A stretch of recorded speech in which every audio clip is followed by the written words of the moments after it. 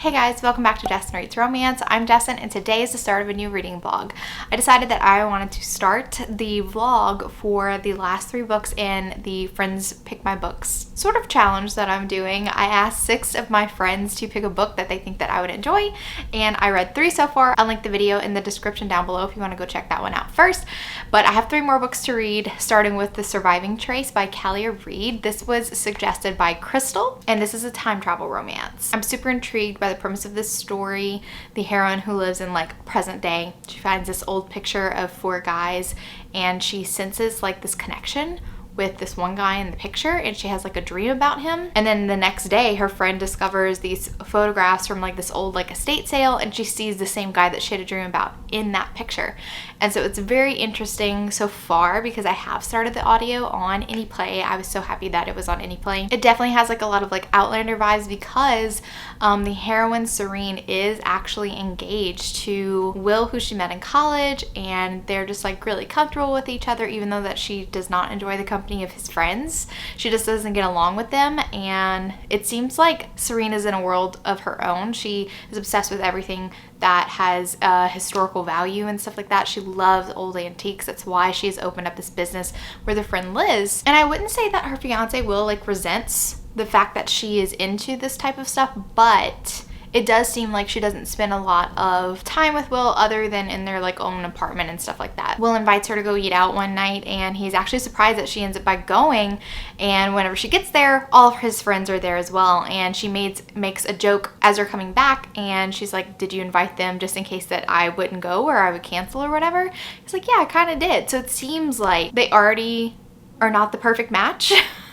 So I'm very intrigued by this person that she feels a connection to in the picture. Of course, I already know his name from the blurb, but she's doing like her little guessing game because on the back of the picture it just has like their initials. So I'm not actually at the point where she actually time travels back, but I have a feeling it's gonna happen sometime soon. I'll update you guys the further I get in. Okay, my friends, I have an update for The Surviving Trace. So she is going back in time, and I love how she thinks she's in a dream because of course she's already seen this guy in the photo, and she's like, oh, I'm dreaming about him again. And oh, isn't this so neat? I'm back in time. She's like, it's like 1911 because it's around, or 1912, it's around whenever the Titanic actually sinks. And she then realizes the next morning after she wakes up, because she is being called by her real name. Her name is Serene, and everyone's acting like they know her, but like this isn't her life. And so she's trying to play along, but she's not very good at it. And I don't know if it's because I'm a romance reader that I kind of expect my characters to fall in line a little bit better with going back in time and being like, oh, well, these people expect me to act like I'm from 1911, so let me play along at least. She doesn't. She's like wearing a modern day dress, and she's acting like it's completely normal, and she's pretty bad at playing along. But anyway, she kind of freaks out and she goes to bed, and then whenever she wakes up in the morning, she realizes, oh my gosh, no, I'm actually really here, and apparently this Serene in this time is married to a man who hates her because her husband, Etienne, he arrives at this party, and apparently Serene is a very big party girl. They don't have a great marriage, and he is pretty much fussing at her for throwing this party, trashing the house and stuff, and he's just like, I know we don't get along, but like, stop doing this to the house. He has all this antipathy built up for his own wife, Serene, but this Serene just like, oh my god, he's an ass. He's treating me very wrongly. I don't like the way that he's speaking to me. He's a chauvinist. He took my clothes and he burned them. He was very offended by her clothes because they showed too much skin and stuff. The fact that she wants her clothes back, wants to wear her modern day little black dress, and thinks that these people who are dressing like freaking Downton Abbey are gonna be okay with that. I'm like, girl, just put on regular clothes and chill out. But she's trying to prove that she is from the future. She doesn't know how it's happening. We don't really have an explanation for how she time traveled because she was literally by her fireplace in her apartment, then all of a sudden she is back in time in 1911 at this house party. So she decides, oh, the Titanic just sank. I can actually tell him details because my dad was like a real big history buff and I know a lot of facts. And so she's telling him like, oh, it's reporting that there's no loss of life, but that's not true. This is how many people actually survive, and it's going to be this. She's spouting facts. And whenever he doesn't immediately believe her, she's like, I don't understand why you don't believe. I'm like, give it a couple days. She even says, like, in a couple of days, the reports will start to come out. But she's really aggravated that he doesn't believe her. And so I'm just like, girl, Serene, just let him have proof. Because as much as I, as a romance reader, would be more likely to believe somebody who would come up to me and say, hey, I time traveled, I would still need evidence of, yeah, prove to me you're from the future or from the past or whatever. And just like, give him time to breathe. I'm kind of in the part where they're getting along a little bit better because he does believe that she is from the future, and they do want to try to find out how to get her back. And he does realize that this version of Serene is nothing like his wife, and he actually kind of admires this version of Serene. So anyway, I'm going to continue reading tonight. Hopefully I'll finish, and I'll update you guys what I think about it in the end, because I don't know if she's gonna like go back and forth in time are going to be stuck in the past the whole time until like the end. I don't know. I don't know what's going to happen. All right, guys, a little bit of a reading update for The Surviving Trace. I actually binged the book. So it is kind of my final thoughts on The Surviving Trace. I do want to kind of pick up where I did leave off in the last clip that I did for this book. And it was when Serene is trying to convince Etienne that she is from the future by relating facts from the sinking of the Titanic. And I really do like from this point on that they're on the same page, and I love the way that Etienne starts to get to know this version of Serene. And it's very clear that he is absolutely fascinated by this version of her because he does still feel like he's married to her. And this is a better version of his wife, this wife that's kind of made his life living hell for the past, I forgot how many years that they were married. He discovers that this Serene is ambitious, at least with what she's passionate about, her antiques and how she works, and how she's not really frivolous like his Serene is. She's also starting to fall for this Etienne, the one that is nicer to her, because they do have to kind of like play at being husband and wife. And I really love how Etienne's sister, Natalie, starts noticing this as well, that chemistry between them. Like, she doesn't know that this Serene is from the future, but she does notice that they're getting along better. And I don't believe that I mentioned previously Etienne's twin brother Livingston, which is one of the guys in the photo. And I really do like that Livingston and Natalie are kind of allies for Serene. They were never not nice to her, but they do notice that she is in a little bit of a better mindset when it comes to Etienne. This time around with this version of Serene, there's this moment where Serene and Natalie go on a part of the property that used to be owned by Etienne's family, and it was sold out off, and there's this lake, and so they go and have fun in this lake. And that's when Serene starts opening up to Natalie about kind of maybe she has some feelings for her brother, and of course Etienne's there, and there's a very charged moment between Serene and Etienne, and it's just like, I love that progress between them. And eventually when they do sleep together, I love the way that Serene kind of describes her feelings for Etienne. Like, it's so much different than what she felt for Will, her college boyfriend, who it was just kind of expected that she would get married to him. So I really did like that. But so spoilers for kind of what happens. And I did not know when I picked up this book. Crystal did not tell me, and I'm not mad about it at all. I think it's very interesting. And if any story deserves to be kind of a trilogy, it would be this book. But their story does not end with this book. There's a cliffhanger. There's a cliffhanger at the end of The Surviving Trace, and it will continue on in the next book. I believe that there's only 3 books in this series. So like I said, spoilers, there comes a point where Serene and Etienne are like in love, and they're confessing their love, and it's almost like at that moment that she confesses that she doesn't want to go back to her time, that she's enjoying herself and she can't see herself leaving Etienne, and she would rather stay with him. Lots of questions unanswered. Where is the Serene that was married to him before? Because they have completely different lives and stuff like that.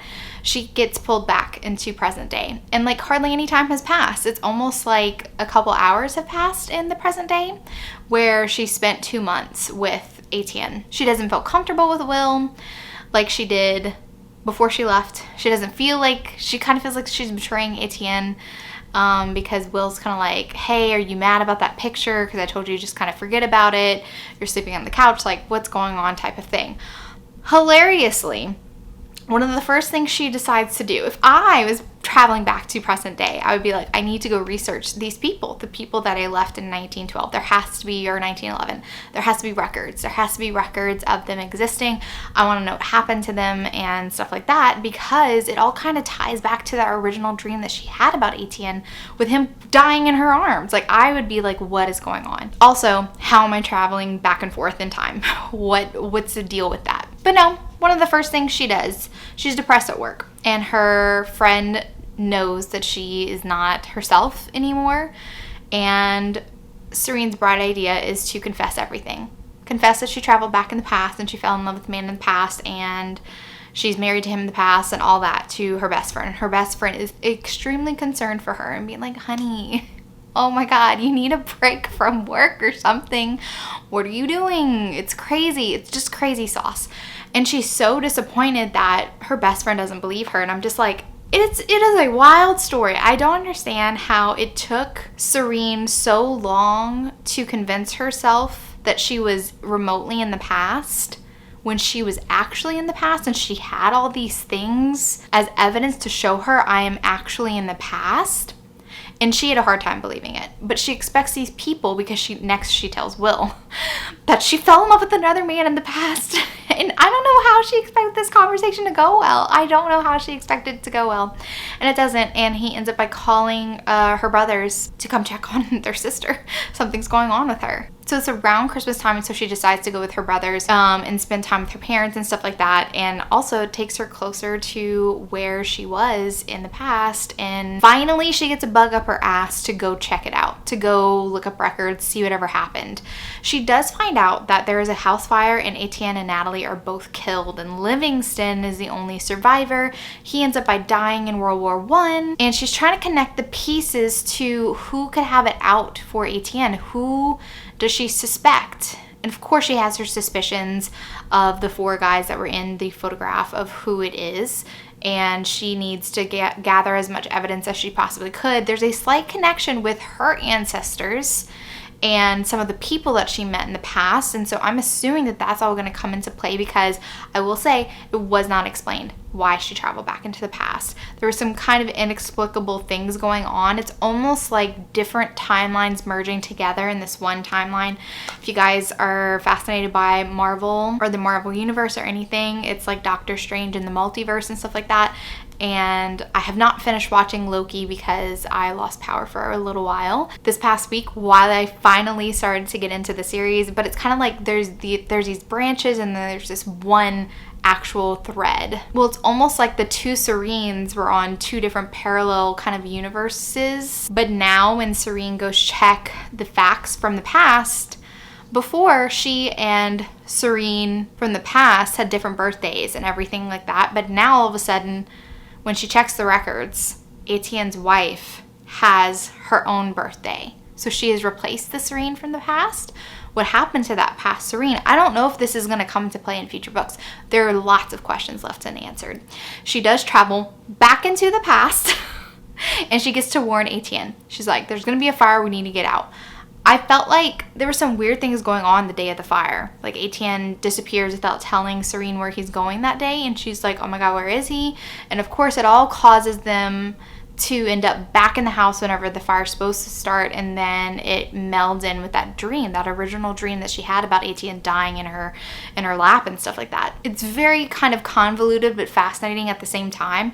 I was very invested because I was like, I want my questions to be answered. I want to know, and I want them to be happy. I want her to be able to be with Etienne in the past. I want her to stay friends with Natalie. Like, I feel like all the connections that she made in the past, they were so real for her, and I liked her life. I liked how she felt more like herself in the past. It was very fascinating. So that was my hope for her, to be able to stay in the past. And at this point, I don't know that this is going to continue. Well, no, she gets zoomed back into the future. Zoomed back into the future.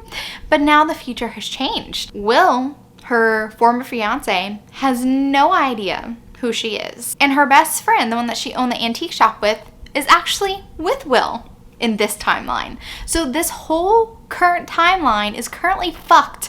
I don't even know if she has the same parents anymore, the same siblings. I have no idea if anything is the same. I don't know what she's going to do in present day, because does she exist in present day? What has happened? Is she gonna replace this present day Serene? Like, there's another version of Serene that has never been with Will, was never friends with Liv, never owned an antique shop. Is she replacing this Serene as well? What in the hell is going on? To say I'm fascinated is almost an understatement. This is an extremely captivating series. I will be continuing this series because I have to find out what's going to happen. I don't know when I'll find the time to do the next book. I'm definitely going to let myself mood read it. So whenever I feel the need to pick up the second book in the series, I'm going to do that. But I still have other books to read for this vlog. It's actually been a while since I finished The Surviving Trace because I had some other things to do. And I kind of procrastinated reading Watch Me Break You and The Collector's Society just because when I assign myself certain books to read, especially for vlogs, I'll put it off until the last minute. So I have this week, not the entire week, to read these 2 books and complete this vlog before I leave for vacation at the end of this week.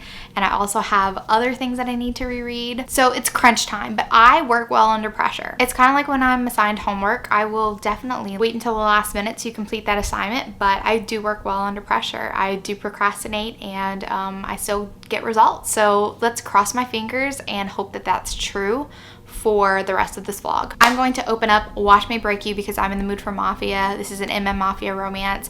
I'm very curious to see because it sounds like it's going to be a bully romance like I said before, but I'm intrigued. So hopefully I'll be able to zoom through this and I'll update you later in a couple of hours once I get like the whole gist of the novel and I'll let you know what I'm thinking. Okay, so quick update this morning for Watch Me Break You. I can't say I'm loving it. I'm about halfway through. But it's really how this book was set up, how this relationship was set up, that's really not working for me. And also some of the BDSM elements are not my favorite. It's just not my cup of tea. So I'm going to kind of break it down for you, what I know so far. Dima is our Russian hero, and he has unexpectedly kind of inherited this Russian mafia group. He never really wanted it. And I'm wondering if this is actually connected to like another book that Avril Ashton has written. But he has his kinks, and I think everybody pretty much knows that Dima is bisexual and likes to be with girls and guys, but he has certain predilections, certain kinks that he does not want his people to know about because it'll make him look weak, because he is a masochist. He likes pain, and that really doesn't go hand in hand with like a mafia mob boss type of persona. Then we have Xavier, or X, and he is a part of this Jamaican mafia group. I don't know if it's like Jamaican mob. I'm not sure. This is the first book that I ever read with like Jamaican crime organization, so I'm not really sure what to call it. But Xavier's the brains of this operation, and they're called the Rude Boys, and I do have the Rihanna song stuck in my head because I just can't not every time I say that.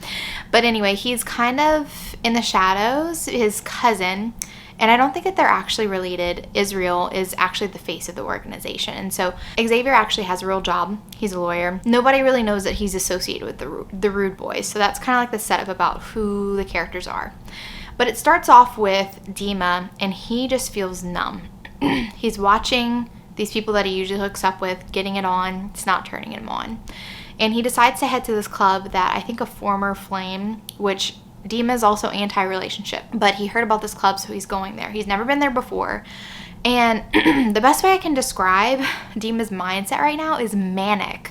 Like the way that he's thinking, like he needs to get off, he needs a new toy, and he goes to this club without guards. He hasn't vetted this place, and he's just like, oh well, I mean, if anything gets out, I'll just burn this whole thing to the ground. So he walks into this club, and the first person that he sees, like literally the first thing that he sees, is a guy whipping a girl, and he's like, oh look, my new toy. I'm talking about the guy. I need him, and I need him to do that to me. And he pursues this guy to a very uncomfortable degree. He like approaches him, and he's like, I need you to do what you did to her to me. And he's like aggressive about it. He's like, do it to me now. I want you, whatever. How much or what, I don't know. What's the arrangement? And this guy, who is Xavier, and he doesn't know that this guy is part of the rival Jamaican group that's trying to take over his territory. But X immediately recognizes Dima, and he has no idea what's going on. He's like, what the fuck is this guy doing here? Obviously, he doesn't know who I am. Crazily enough, Xavier is kind of turned on by this behavior, but he throat grabs Dima, slams him against a wall, which only turns Dima on and says like, no. But then Dima turns into a stalker, and he admits it later. He admits it, he's stalking him. So Dima follows X out into the parking lot, and he watches Xavier bang the girl that he was whipping earlier, because Xavier is so turned on by Dima's weird behavior that he has to bang this girl that he usually doesn't. And Dima approaches the girl after this guy left, and he's like, tell me what his name is, or else like I'll kill you, I'll hurt you. Doesn't really work as an incentive for her to feel fear for her life, because she's like Dima and she likes pain, so she's very turned on by Dima threatening her life. And it's very kinky. It's very kinky, this scene, but he just wants a name, and she just gives him Mr. Storm. So he literally finds out where X lives and approaches him. And they start up a relationship. It's very sexual in nature. It feels very insta-lust. I don't feel the emotions. And at this point in the book, they're like confessing their love to each other, but it's been a non-stop fuck fest at this point. And like I said, there's some kinkier sides to BDSM that are explored in here. A lot of choking. And like, this is intense forms of choking. It involves like belts around the throat and like breath play. Like, cut off your air. The person whose air is restricted is like clawing at their necks. I don't like that. That doesn't turn me on. It's too extreme for me. And this is not like a kink shame. If this is something that you like, then this book might be for you. But for me, it's not showing me any passion between these two characters. It's just showing me this very aggressive, almost unhinged lust for each other. It kind of feels like Bonnie and Clyde. You know what I'm saying? Like that kind of like, we're partners in crime in this, and like fuck everybody else. Like, who cares if we like burn it all down as long as we're together type of thing. And that's what this feels like. And I can already tell what's going to be the conflict. It's the fact that Xavier's not telling him, I'm part of the rival group who's trying to take over your territory. And he's even thinking about it now. He's just like, I gotta tell Dima, but he's not gonna react well. I'm like, you need to tell him. So anyway, I'm not loving it. And I probably would DNF it if it wasn't suggested by Nilika. But since this is a vlog, I will finish it all the way through, because I do want to see how it's all going to wrap up, because I don't know. We really haven't even seen Dima as like the head of his Russian group. He doesn't feel like a leader of a mob group. Like he's all about Xavier. We've seen like a couple scenes where he's like meeting up with people, but it's mostly like he's trying to avoid getting killed because there's like assassination attempts happening. But like, I don't know. This book doesn't really do it for me. It's more erotic romance than it is like romance with some kinky stuff in there. It's very heavily focused on all of their sexual exploration. I can't even count how many times they've already had sex and it's halfway through. It's a lot. I need more story. I can read a book that has very little sex scenes in it, though I prefer to have like a good balance of it. But I'd prefer to read a good story with minimal sex scenes than I would a story with tons of hot sex scenes and no actual like love story with emotion. And that's what I'm feeling with this one. So anyway, I'm gonna finish that pretty soon. And then after that, I will move on to the Collector Society. So it's time for a reading update for Watch Me Break You. And it kind of started going the way that I predicted that it would go. So Xavier, from the get-go, it just felt like Xavier was leagues ahead of Dima in terms of kind of street smarts. You could just tell he was the brains of the operation for the Jamaican cohort or whatever. But he does something really dumb. Okay, so I'm going to pop up some spoilers because there's other things that I definitely want to talk about. But what happens is Dima has a brother, Peter, I believe, who kind of wants to take over. He does not appreciate that Dima has come in and taken a hold of their father's mafia business. And he believes he can do a better job because he thinks that Dima is soft, and Dima thinks of this is a family. And Peter's just like, it's just business. So like, if you want to take my brother as retribution, like, I mean, if you have to kill him, you have to kill him. And he's telling this to Xavier's cousin, Isaiah. Xavier is pissed that Dima's brother would sell him out like this because this is his one true love, okay? That's what Xavier is saying. Again, I don't believe the love. It's very lusty feelings. They move at lightning speed. Like, this relationship has progressed at lightning speed. So it's very hard for me to truly believe that this is love. It's just like crazy. Xavier's solution is to tell Isaiah, kill him. Kill Dima's brother. And right now they're away because Xavier did plan on telling Dima who he works for, what he's part of. their rival group. But of course, he's video chatting with Isaiah. He's watching this all go down, and he's like, yeah, kill him. And I'm like, or we could collect the evidence and show Dima that his brother is a traitor and work with Dima and overthrow this stupid little wimp who's gonna backstab his brother like this. But no, Xavier acts with passion. And I don't understand how Dima literally left before Xavier could talk to him, because Xavier was like, I need to tell him. But Dima ends up by finding out that his brother has died by the Jamaicans' hands, and he wants retribution. So I'm like, now you're in a pickle. Now you're in a pickle, Xavier. He knows that you killed his brother, and is he going to give you the time to explain? No. So once they all meet up again, it starts coming to a head. Dima finally figures out that Xavier's part of the Jamaican group and that he's the reason why his brother is dead. He thinks that everything was an act, and he 100% takes it out on Xavier once they capture him. And there was a really hard scene to read because it reminded me so much of Long Shot. And Long Shot by Kennedy Ryan deals with a domestic abuse situation that was absolutely horrifying. Like, it was written to be horrifying. And I did not love this. They have had rough sex before, Dima and Xavier. But Dima is angry at Xavier. He thinks Xavier has betrayed him, so he wants to punish Xavier. And there's a scene where he literally uses a gun and violates Xavier with it. And like, Xavier accepts it because he knows that Dima is mad and doesn't have all the facts, so it's not like he's blaming him for it. But I was just like, no, I don't like this at all. I really don't like it at all. And like, it wasn't comfortable for Xavier. He's like, I have not been penetrated in years. And obviously Dima's not trying to make this pleasurable for him.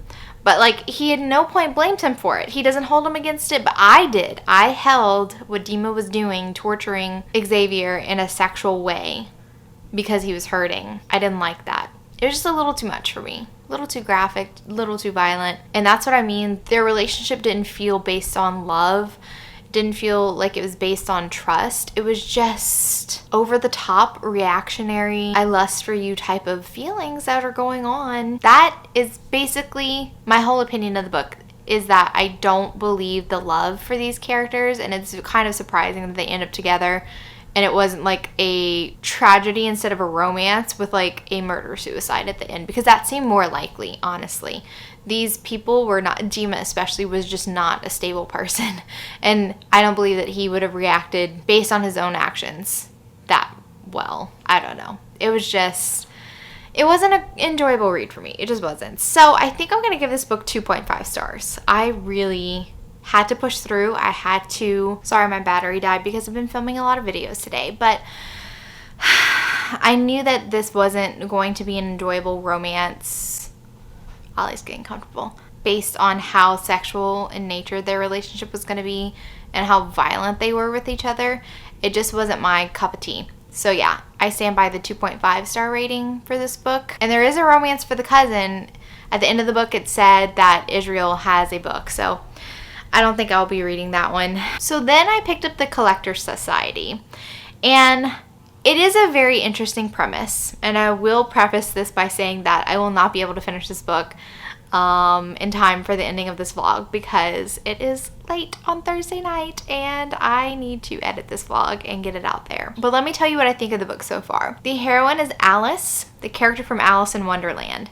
And after she returned from Wonderland, her father had her kind of committed, but in a way that wanted to help her. Like, he wasn't like, oh my god, you're insane and you need to be committed. Oh my god, Ollie, I swear. Are you done moving? You like, do you not find a comfortable spot? I think he's okay now. So her father sends her to this place called Pleasance because it's run by one of his friends. She's been there for the past 6 months, I believe, half of a year. It seems like she's a little bit traumatized by the events of what happened to her while she was in Wonderland. And we don't know too much about that because obviously she's been conditioned to believe that everything that happened to her in Wonderland, that it was all like a fantasy, even though she knows that it's real. Then she gets this random visitor named Abraham Van Brunt. I don't know if I'm supposed to know who this character is because later on some other characters pop up, but I don't recognize his name. Anyway, and he basically says, like, I need your help. There's something going on and we need to save Wonderland. And Alice is like, what are you talking about? Wonderland doesn't exist. Alice thinks that this is a trick to see how, if she's going to revert back to insisting that she was in this place called Wonderland, that's a make-believe place. But no, this guy's completely serious. He's like, I have a job for you. I need you to come with me, and do you want to help save these worlds? He doesn't really explain everything very well, but Alice does agree to go. He pulls out this like notebook and this pen, and he writes something down, and then all of a sudden there's a portal that opens up and they go to New York City. Not only do they travel across space to go from England to New York City, but they travel across time as well, because now it's kind of modern day. And like, Alice lived in the oh my god, don't even know. When was she alive? I don't even know. I can't believe it. Hold on, I have to go check the dates. That's terrible. Okay, there is no date. So I don't even know what time period Alice is from. She travels to a modern day setting because there's laptops, there's iPhones and stuff like that. There's many portals, and we see famous characters like Wendy. Wendy Darling does not look anything like Wendy. She has like green hair, and she is wearing like form-fitting clothes and stuff like that, and Alice is like, oh my god, I'm the only one dressed proper right now. We meet Huckleberry Finn, which I believe that there's going to be a romance between Alice and Huck Finn, which he likes to be called Finn. But we find out that there are these timelines that are created when a story becomes so beloved, it makes like the characters real and those places kind of real. But apparently there's this big bad, and I'm not explaining it well because I'm still learning about the world, because Alice is so confused, and it's so hard for a character to go from a place that is more primitive than the time that they're currently in to learn technology, to learn all these new things in like a very short amount of time. She has to adjust, and we still don't even know exactly what happened to her in Wonderland in this iteration of the story. But there's this big bad villain that's like erasing timelines, erasing those worlds, and they're trying to fix that. Now, I do remember from the blurb it says there's something about a doomsday clock. So I'm not exactly sure what Alice's role is going to be, but she seems to be very important, and it's just a lot to grasp. And I'm almost 30% into the book, so I'm still kind of struggling with the world building. It normally does take a little time to get used to like a world in kind of a fantasy setting, and I would consider this kind of urban fantasy. What I'm most intrigued about in this book is what's Alice's role? Why do they need her? And they talk about finding people like Alice to help. They need them. Not every single person that's involved with this collector society is part of like a timeline world or whatever they call them. But I definitely want to know what Alice has to contribute to this whole situation. What expertise does she bring in to this motley crew of fairy tale characters that is trying to save these worlds from going like extinct? So I am very interested. I am very intrigued, but I still feel like I'm finding my footing in the world.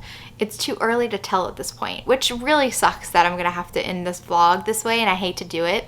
It's my own fault because I definitely crammed too much into a certain week, and I thought I could get it all done, and I could not. I had lots of things to do before I left for vacation, not just with videos. I had lots of stuff to prepare for the fall semester, because right after I get back from vacation, I have this orientation that I have to go to for my nursing program, and I had to make sure that I had all kind of papers filled out. You don't care about that, but just letting you guys know. I just thought I could do it all, and I couldn't. I overestimated my abilities. But I will be continuing with this story, and I will update you guys on what I thought, my final verdict on the Collector Society, when I do my next weekly wrap-up. Not the one that's going to come out after this vlog, but the very next one. It'll probably be the first week in August that I will be able to do my full thoughts on the Collector Society. So, The Surviving Trace was my favorite book of this vlog. Something very drastic would have to happen in the Collector Society to make me like it less than Watch Me Break You. So I don't see that happening. It doesn't seem like that type of story. There's a very minuscule chance that this book will be less than a 2.5 star, which is what I rated Watch Me Break You. Watch Me Break You is my least favorite, and I don't know if all of Avril Ashton's books are like this, or just these books, I have not gone look into her backlist, so I'm not sure what she has to offer. But yeah, that was a wild ride. That was an experience, I will say. Alright guys, thank you so much for hanging out with me during this vlog. I did have a lot of fun. I read books that I really haven't read these types of books in the longest time. Like reading a time travel romance, it's been forever since I've read that. An MM Mafia romance, I could count on one hand how many MM Mafia romances that I have heard about. And this fantasy book is absolutely fascinating. I love when we explore fairy tales and do something really interesting with that. So I have high hopes for the Collector's Society. And I know that the Collector's Society is part of a series. I don't know if it's always going to follow Alice or if every, like, other characters get their time in the spotlight and Alice might have like her HEA in the beginning, or if it's in typical fantasy fashion, sometimes it'll follow one protagonist and we'll have like our side stories in the background happening, but like one kind of romance. I'm not sure how that's gonna work out, but I'll figure it out once I finish the book. If you like this video, give it a big thumbs up, and if you're not already subscribed to my channel, make sure you subscribe to get notified of any future videos that I do. Thank you so much for watching, and remember, life's better with little HEA. Bye guys.